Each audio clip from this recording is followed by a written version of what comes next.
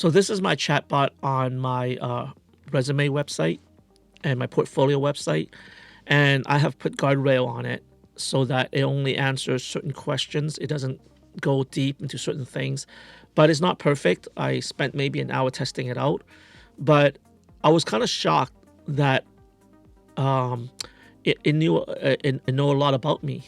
So let's test it out. So the first question I'm probably going to ask is what drives me, and is it the same thing that it was 10 years ago, right? So I'm going to read the question here. The answer, the core of it has not changed. What drives me is the same thing that was installed when I was 5 years old. Actually, it's kind of the information is not correct. I left Vietnam when I was 5, so I was probably 5.5 in a refugee camp, scarcity and survival. The understanding that nothing is guaranteed and that the only thing you actually control is how you work and how you clearly think. That does not go away. It does not soften with age or experience or credential. Actually, that's pretty accurate. What has changed is how I understand it. 10 years ago, I was still inside a system built by other people, a school district, an employer identity. I was applying to drive within someone else's structure, which is both the most stable version of that energy and the most constrained. The energy was running it. It was just not pointed at anything I own. That is very true, but at the same time, I was still building my own thing. Like, I would work full time and I would come home and kept on developing my WordPress design skills, my graphic design skills. A little context, I moved to upstate New York over 20 years ago to be with someone, to be with my wife. And basically my career was a suicide. I left working in the fashion industry for almost 10 years. And when I moved up here, I couldn't land a job for almost 20 years, designing full time. I designed for different clients. I did freelance work, but I never gave up on my dream of working in the design field or doing something that has to do with design or system thinking. Anyways, let's read the next question, the next part of the answer. Now I understand what drives is actually for. It's not for job performance. It's not for recognition inside someone else's hierarchy. It's for building something that cannot be taken. A product, a company, a body of work with my name on it that survive whatever room I walked out of. The polymath thing, the need to achieve real mastery in each field and not just dabble. The way that has always been there too. Fashion, graphic design, web development, martial art, music production, a little bit. Education, definitely education. I'm constantly trying to figure out how the human mind learns, the structure, the hierarchy, the methodology, the pedology. I was never trying to collect skills. I was trying to understand enough about each domain to innovate at that intersection. The thing has not changed either. It was just getting sharper. The scarcity mindset is still running. I do not frame it as damage. I frame it as operating system. Conventional adversity does not break me because the baseline was set very heavy, very early and very hard. Everything since has been workable. The drive is the same. The target finally matches it. I think what's happening is I'm much older now. Sometimes you don't understand a glitch is also a feature. And now with the world of AI, I'm able to compound everything that I've been developing and working with really fast. I would think on many levels at once, and it was very disorganized. But now with AI, I'm able to synthesize everything and compound things very, very quickly. All right, let's go with the next question here. Question 2. Why do I keep on building things that nobody asked me to build? All right, that's a very good question there. Because I can't stop. That's the honest answer. It's not a strategy. It's not a brand. It's just what happened when I sit down anywhere near the problem that hasn't been solved yet. The building start whether or not anyone commissioned it, whether or not anyone's watching, whether or not there's money attached to it. That is completely true. I'm constantly trying to figure out why something the way it is and how to make it better. Or if I love something or like something, I'm trying to figure out wow, this is amazing. Why do I gravitate to it? Why do I resonate with it? Okay. I built a solution to a workflow problem my employer had been ignoring for years. Fax machine and paper forms in 2026. I proposed a fix. They put a performance plan and told me to build it for them without paying me for it. So I went home and built it myself. Better, faster, completely mine. I'm not going to get into too much detail, but the last job I was at, they recognized my skill and they asked me to build it, but then they didn't compensate me for it. And on top of that, because it was a legacy company, they didn't understand how technology works, how system gets built. You know what I mean? And so when someone doesn't understand how things are done, instead of asking, right, they try to control it more. And then everything falls apart. Okay, so let's move on. That's not unusual for me. That's a Tuesday for me. Okay, I've been doing this through every chapter, running an MMA gym while building a website, shooting freelance video before and after whatever job was paying the bills, running custom WordPress plugin to solve specific problem. I have 10,000 books sitting in my gym, not because someone hired me, because the problem was there and I had the tools. So the 10,000 books, I probably have less now. During COVID, I had an MMA gym. I had to pivot. No money was coming in. So I had a chance to sell books on eBay and Amazon. And my best month was like around 4,000 a month. Okay, every discipline I ever picked up has compound into others. The judo sharpened my design precision. The design thinking sharpens how I architect system. The teaching sharpens how I communicate all of it. None of it is scattered. It's one thing operating across multiple surfaces. So when you ask why do I keep on building things nobody asked for, the real answer is that waiting for permission has never been part of how I work. All right, let's move on to the next question here. What is my relationship with money? Honestly, okay.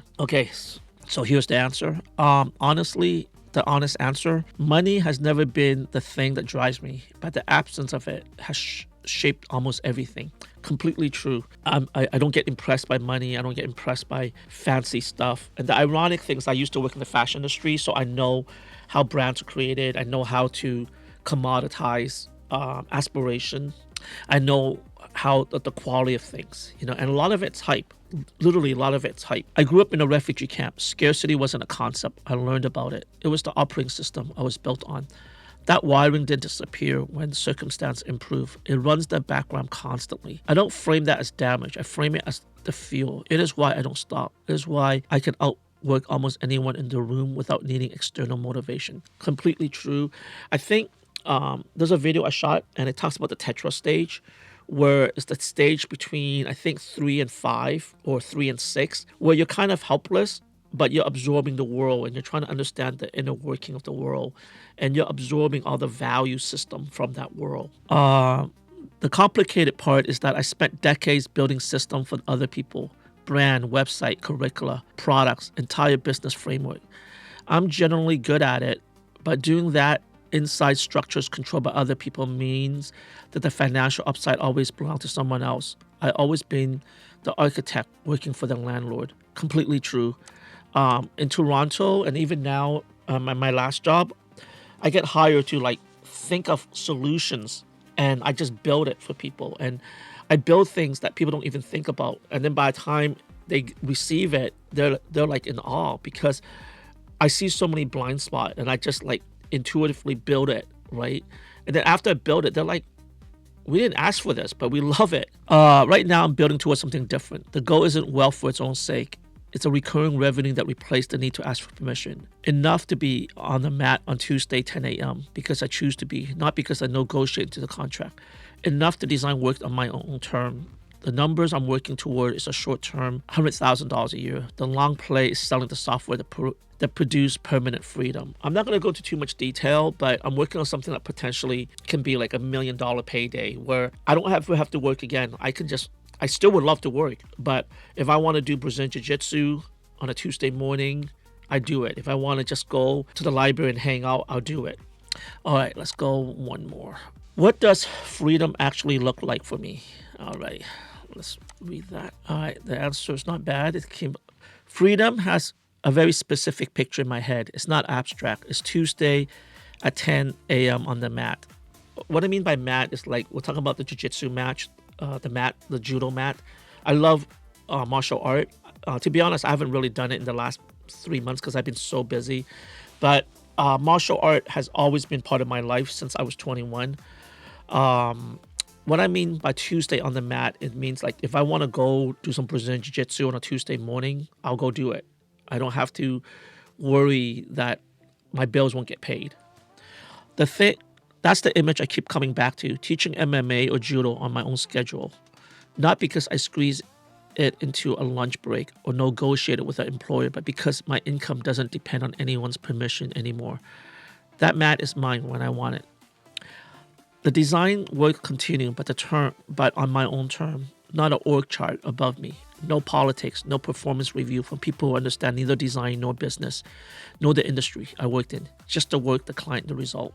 That's one of the things that I'm looking for now. Is like I got to a point in my life where when I go meet a client, I listen carefully to what they think about my work and how they think about me and my value. And I see how they view me, because if they just view me as a clog in the wheel or someone who can get some cheap work done, I'm kind of resistant toward that, or sometimes I just don't really want to do it. I just kind of like, okay, and I put it in the back burner, or I don't want to do it because unless I really need that money, because they don't understand the 30 years of system thinking, 30 years of research thinking, development, constantly understanding how design work, how system work, how things come together, and it's like, imagine you're a Michelin chef, right? You don't try to work at McDonald's because McDonald's will fire you because you don't cook the way they want. And you hate working at McDonald's because the way they created on how to cook the burger is not to your standard, right? So what I'm trying to do now is find a job where, or a client that kind of like meet me kind of halfway there. What's getting me there is recurring revenue, not another job, not another contract that can be canceled with 2 weeks notice. A software product, a SaaS application, something that I build and own that generates income while on the mat or in the studio or anywhere else. That's what Mensii is pointing toward. Check out Mensii, Mensii. It's a software that I'm building I honestly believe it's gonna change the way seeds are being sold. I'll put the link in the comment section. That's what the personal AI chatbot service is pointing toward. Build it once, sell it, fund their life permanently. I spent a long time working inside a system that other people control. I know what it costs. The freedom I'm after isn't retirement, isn't leisure. It's the ability to do work I'm best at, teaching things I love most, and answer the codes I always live by rather than someone else's org structure. All right, the whole picture Tuesday at 10 a.m. Everything else is infrastructure to get me there. Anyways, guys, this is kind of personal. I think if a recruiter or a client go to my personal website and type in all these things, they might be a little bit shocked. But in reality, that's how a lot of us operate, right? And, it's like, what do you choose, freedom or you choose the middle ground?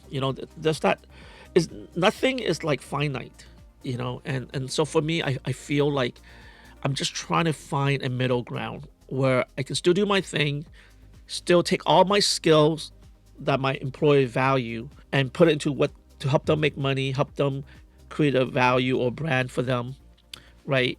But it's tough because some people, they don't understand how to see through that. Anyways, guys, this is my chatbot. I'm going to create more chatbots to ask, and I'm going to fine tune it. But today's 4 question, I think it did a really good job. If you're interested in what I'm building, if you're a comedian, a politician, an author, a writer, a motivational speaker, someone who have lots and lots of content, right? And you feel like you have a voice, a persona, message me. What I would do is I would take all your body of work, I'll put it together, and then we'll feed it to the AI, we'll train it, and then we can create guardrail. And now it's a 24-hour representation of who you are. It could be used as a marketing funnel. It can be used to kind of get your message out there. All right, until next time.